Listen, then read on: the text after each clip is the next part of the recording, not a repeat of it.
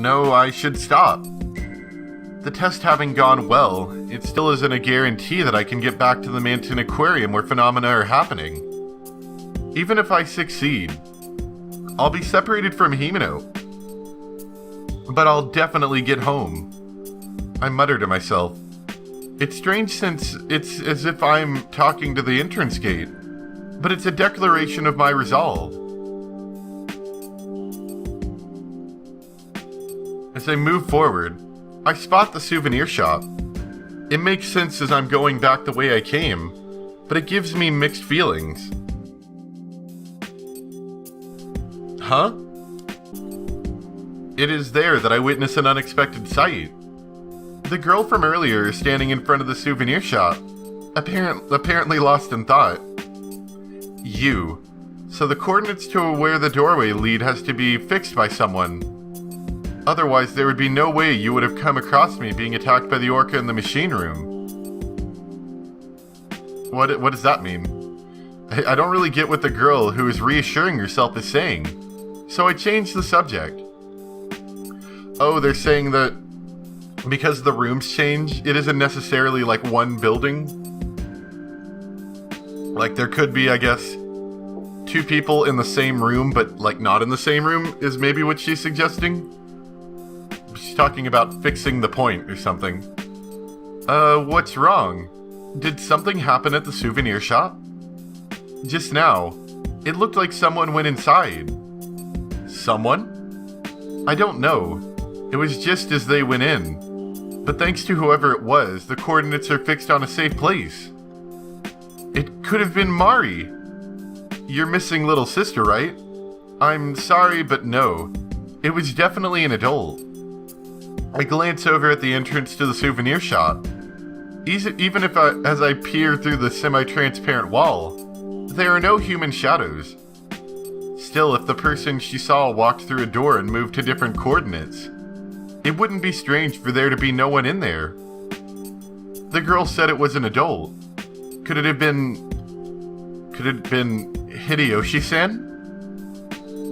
Or Hiyoshi, not Hideyoshi. Getting my games mixed up here. Who's that? Someone who saved me when I was caught in the dangers of Manton Aquarium. He went crazy in a staff passageway and I moved ahead on my own. After I explain as simply as possible what happened back then, the girl just nods and says, Well, he might have regained his sanity and found an exit. Or he might be wandering around, still crazy. Whichever it is, I think it's worth checking out. Hiyoshi-san seemed like he knew things about Manton Aquarium. Well, why don't you go? I'll be waiting here. Huh? Aren't you coming with me? Got all the way to my throat before I gulped it back down. Either way, if he's not here, we might not be able to go through the door and return to the safe place. Right. I don't know this Hiyoshi-san's face, so it's better for you to go. Come back in 5 minutes. If you don't, you'll leave me? Of course, the two of us are both dying or getting hurt. Dying or getting hurt would be stupid. Oh, okay, so I see. So is it... I don't know what causes the rooms to be safe in the first place, but if someone's in a safe room, it stays safe? Is that what we're saying? Because I was wondering why some of these rooms aren't killing us. I got it. Got it. Oh, you're so sincere. I don't think you're mistaken in what you said. Well, I'll wait for you without worry. Okay. Oh man, it's spooky. Oh, it's spooky music. Yeah, we're dead. Quietly, I open the door to the souvenir shop. The door closes on its own. Not that I had even tried to leave it open. I was wondering, could you hit a loophole by just, like, propping the doors open? But if they close on their own, maybe. Thinking back on it. No matter what room I entered, the door always shut on its own. Oh, there you go. I guess you can't. The lights aren't on. But I can still see where I'm going by the light shining through the semi-transparent wall. The only thing I can't see is the girl. The scenery visible from this room seems to reflect the time distortion affecting this room as well. The fact that I've become this used to these strange phenomena is a little weird, even to me. Okay, so so we're also learning that the different rooms can have different time periods. That's an interesting development. The souvenir shop hasn't changed that much from how I remember it. Numerous shelves are arranged so that the purpose of each is visible. There are some for confectionaries, stationery, and stuffed animals. The keychains and cell phone straps are in a place that stands out. Since I can't find any calendars or magazines, I don't know how many years ago or from now this is. Inside the glass balls in the shelves are specimens of shrimp and jellyfish. Their price is high. Maybe this is the present. As one might expect, there's no sign of a shopkeeper. I walk the perimeter of the store in a semicircle. I study the room carefully but find nothing. There are so many things that catch my interest, but I can't seem to get interested in picking them up and looking them over closely. That crystal-like necklace, the seal stuffed animal? Right now I have no interest in orca or jellyfish merchandise. Now I know how a dog being made to wait for a treat feels. I should check over here as well. I go behind the cash register, or the register counters where I normally wouldn't be allowed to look. This is the staff's... It's what you would call a back room. There are boxes full of products, a safe, and even employee uniforms. It looks similar to the staff room where the girl and I saw the diary, only this room is more narrow. Inside the back room, I find a door. Since this is a place for bringing in merchandise, it makes sense that there would be a passageway connecting to it somewhere. I reach out to see for myself, but it's locked. No good, huh? As I turn back, thinking that this has been fruitless, I find something. Fruitless? A lanyard with an ID card. It's been thrown on the ground, so I pick it up and take a closer look. I strain my eyes in the darkness. It bears the name Hiyoshi Kinji. Does that really matter? I guess in Japanland it does. This is Kinji-san's. It's the same as the employee ID card that Hiyoshi-san had on before we entered Manton Aquarium. There's no picture on it, so it's just words, but I remember it. Oh, does that mean we're about to get attacked by crazy Hiyoshi-san? The card is spotless. Unexpectedly, he's showing some propriety. So Hiyoshi-san has been here. Does that mean the one the girl saw was him? Could it be that he headed for somewhere else from this room? But he was able to lock the door. When I entered the souvenir shop, he was already on his way out, and I only came after he had locked the door. I had just missed him. I don't think there's anything else important here. I'll go back and tell that girl. I say that just as I realize it's been almost 5 minutes. I'm so glad this is a safe place. And then you hear squish, which means you're dead. And as if in a reaction to the fact that I'm leaving, the sound of a dull thunk echoes. Kia! Oh no, water! I let out a small scream. The sound is that of something falling. Even in the gloom, I can make out the outline of what fell. Oh no, it's a frog. I got an achievement called Not Yet. What's that? Oh, I've gathered 25% of CGs. Okay, that's good to know. It's just a frog. Not what? There shouldn't be frogs in the souvenir shop. The proof of its identity is the shiny exterior that doesn't belong to an ornament or a toy. It's a large green toad. I think it's the appropriate name giant toad. The reason I know about it is because a TV show was talking about it recently.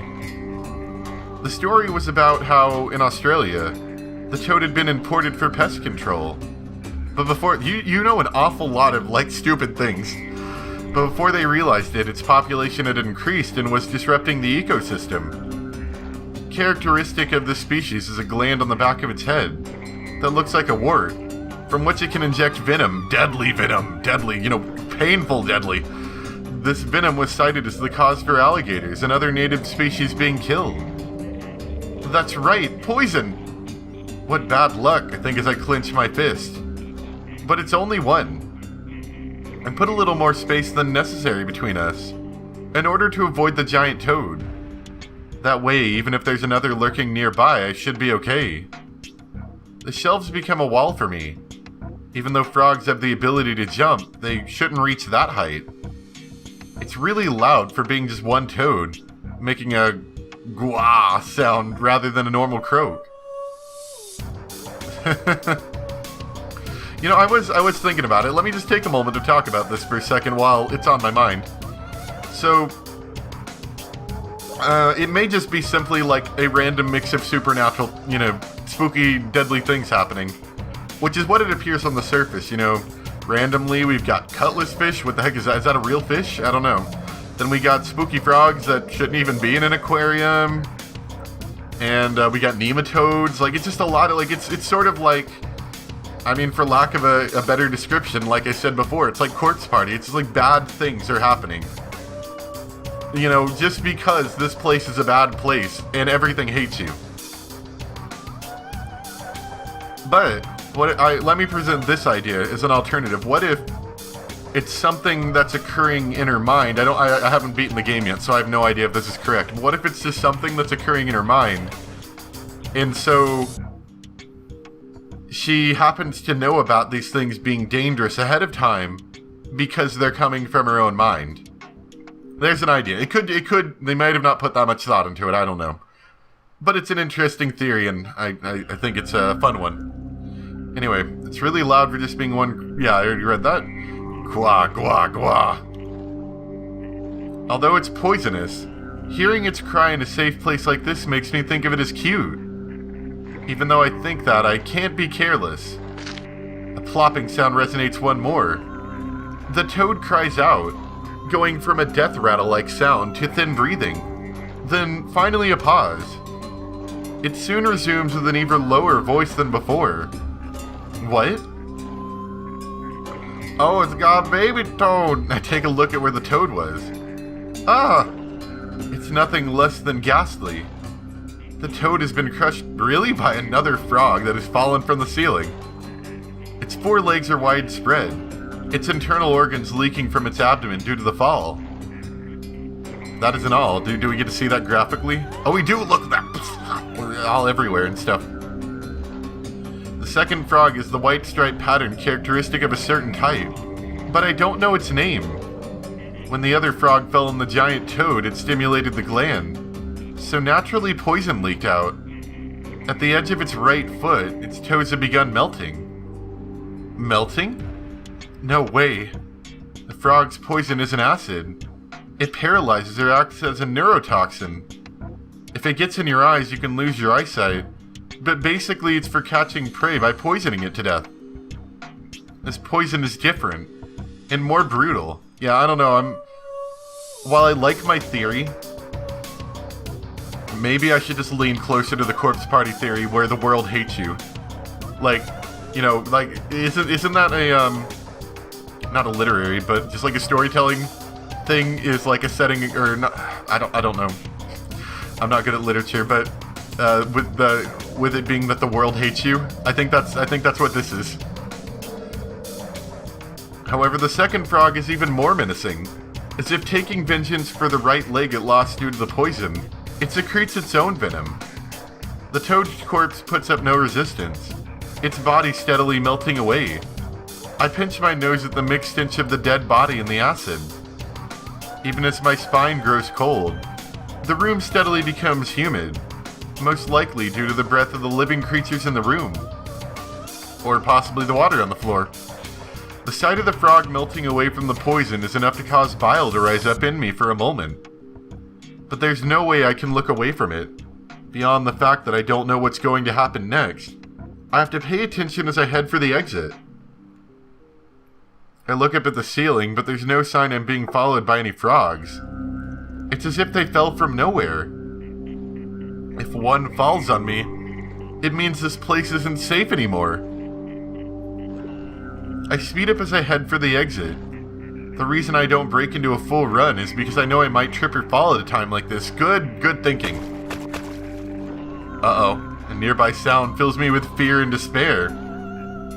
Just like Hope's Peak Academy, the frogs are attacking. Frogs fall right in front of me. 3, 4... It becomes difficult to count them. So you say you've been moving, but it doesn't look like you've moved a step. Just as I panic and attempt to turn back, I hear noises from behind me. Croak, wah. They speak in unison. The frogs are actually singing in a round, but I hate that they sound so joyful. Hearing the frogs' croaks on either side of me leaves me with nothing but fear. If I step on one of them, the poison will probably dissolve my foot.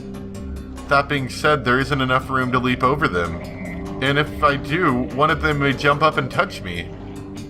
As if preparing to attack me while I'm off guard, their numbers increase even further. Crowded in such a small place, they are melting each other's body with their poison. You think poison frogs would be immune to their own poison. And, like, they all look like they're the same species, so you think they'd be immune to their own species of frog poison. I avert my eyes from the damaged frogs.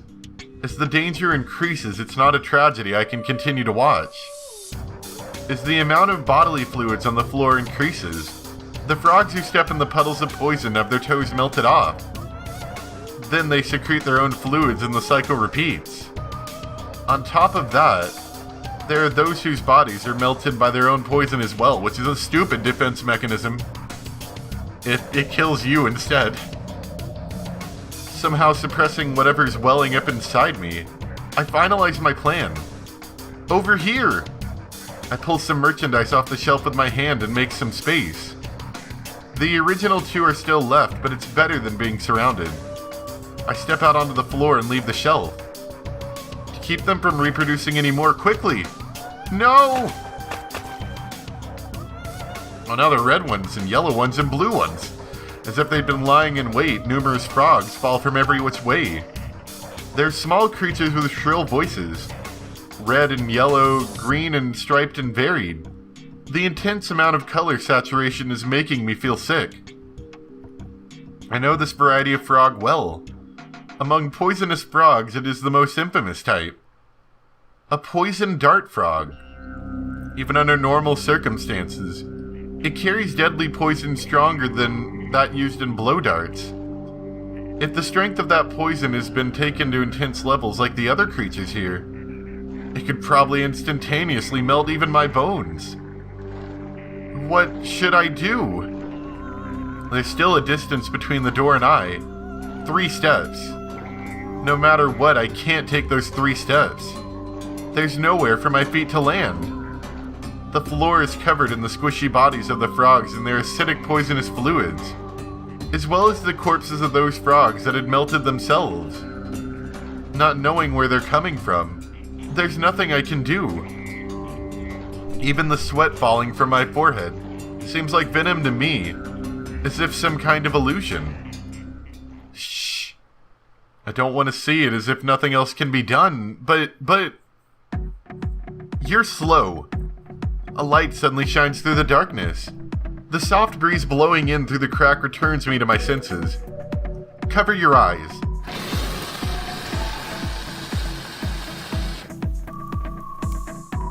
Immediately after saying this, the girl pulls the pin from the fire extinguisher she's holding. This is really convenient. Isn't this the second time we've used a fire extinguisher? Well, I guess the first time we died, so that doesn't count.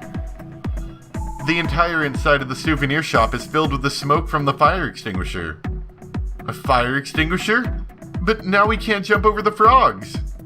I can see what's going on. This isn't all.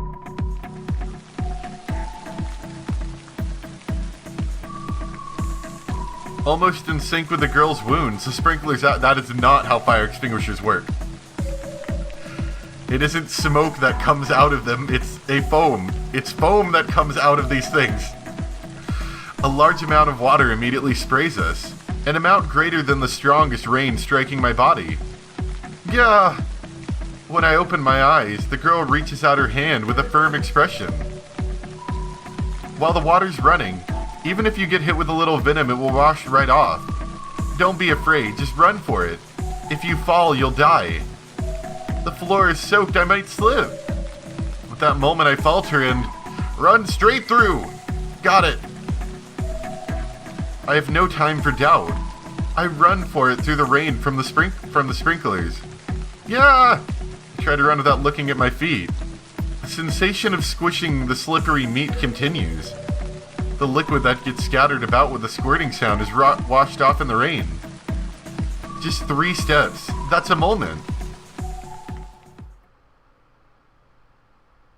Oh man, we should have not done it, and then gotten frogged. Ah, idiot. With one last step, I stumble.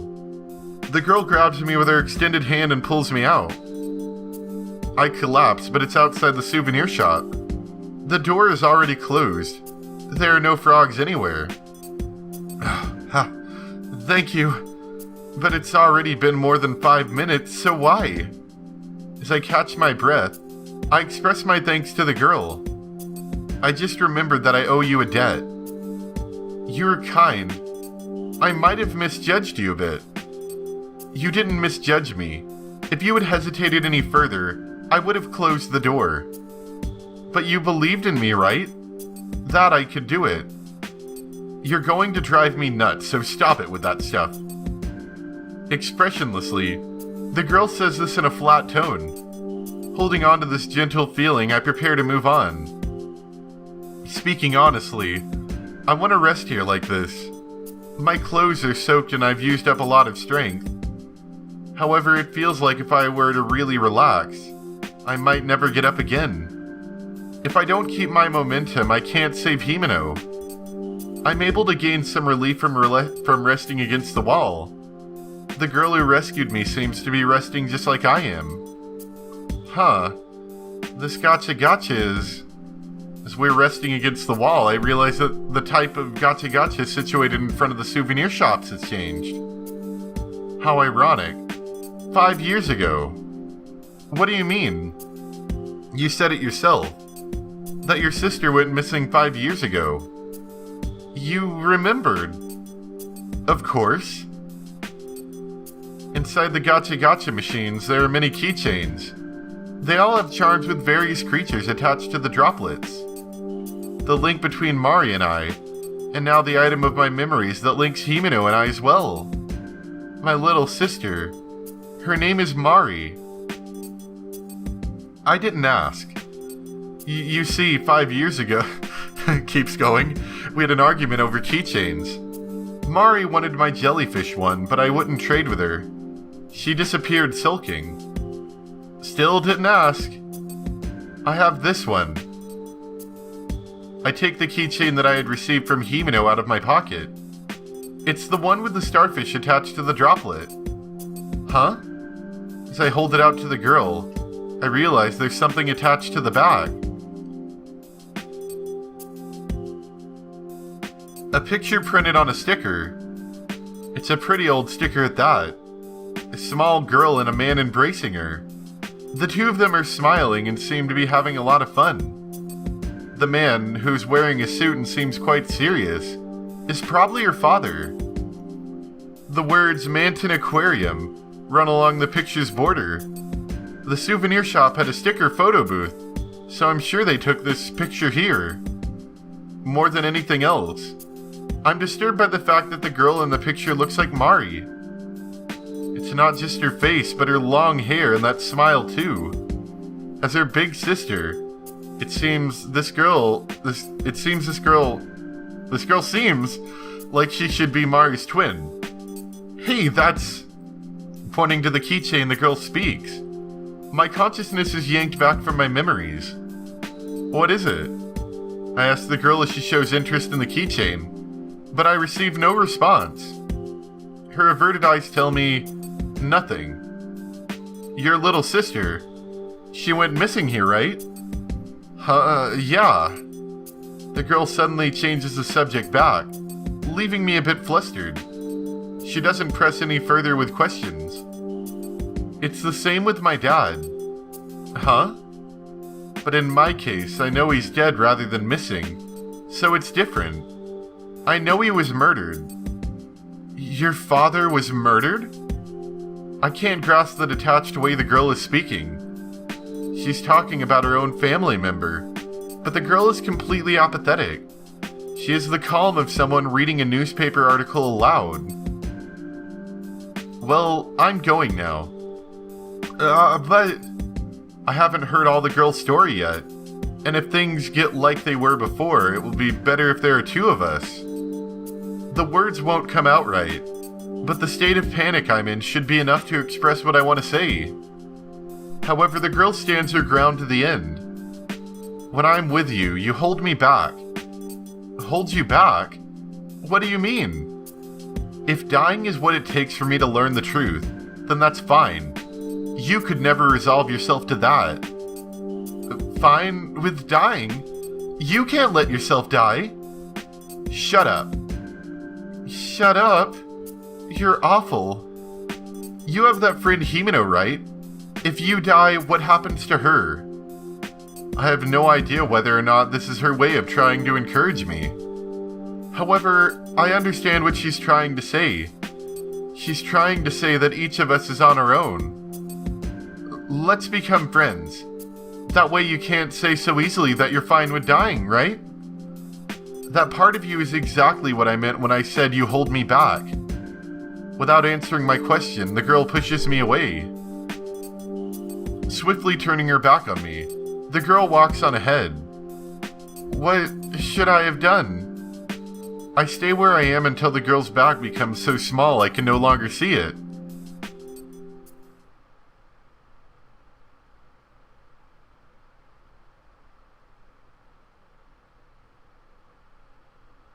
Well, let's stop there. I think that's long enough. We got one ending at least. I know that. Definitely ended up with one ending right at the beginning, and then I wonder, would we have died in that shop with the frogs? Because see, we did have a decision in the shop between calling him by his first or last name, though that just seems like that just doesn't feel like it's gotta. I don't know. Anyway, yeah, I think we're going to stop there for today, but I hope you guys enjoyed. Thanks for watching, and I'll see you next time for some more Sound or Drop Fall into Poison. Bye!